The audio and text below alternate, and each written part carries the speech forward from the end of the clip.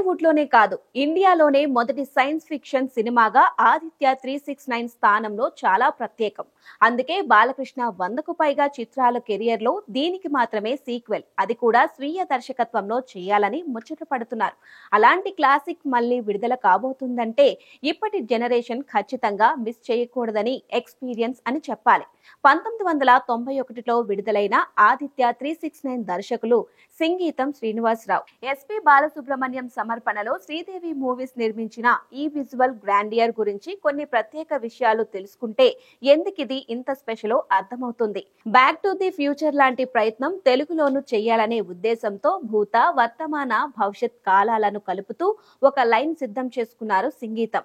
ముందు కమల్ హాసన్ తో అనుకున్నారు, కానీ ఇతరత్ర కారణాలతో సాధ్యం కాలేదు. శ్రీకృష్ణ దేవరాయల పాత్రకు బాలకృష్ణ అయితే సూట్ అవుతారనే ఉద్దేశంతో బాలు ద్వారా ఆయన బంధువైన నిర్మాత శివలెంక కృష్ణప్రసాద్ ని కలవటంతో ఆదిత్య 369 కి శ్రీకారం చుట్టారు.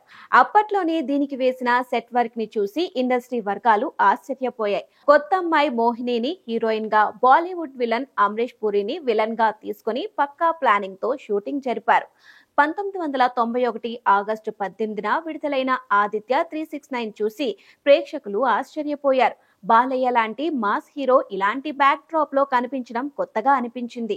ఇళయరాజా వినసొంపైన పాటలు, అప్పురపరిచే ఆర్ట్ వర్క్, రాయల కాలం ఎపిసోడ్, భవిష్యత్తులో జరగబోయే పరిణామాలు చూపించిన తీరు బాక్స్ ఆఫీస్ దగ్గర సూపర్ హిట్ ఇచ్చాయి. అప్పట్లో మెగాస్టార్ చిరంజీవి ప్రత్యేకంగా వీడియో ఫీడ్బ్యాక్ ఇచ్చి మరీ ప్రమోట్ చేయడం టాక్ ఆఫ్ ది టౌన్ అయింది. దీని థియేటర్ ఎక్స్పీరియన్స్ ఇప్పటి తరానికి ఉండదు కాబట్టి సరికొత్త 4Kలో చూడటం ఖచ్చితంగా రికమెండ్ చేయదగ్గదే. డేట్ ఇంకా అనౌన్స్ చేయలేదు.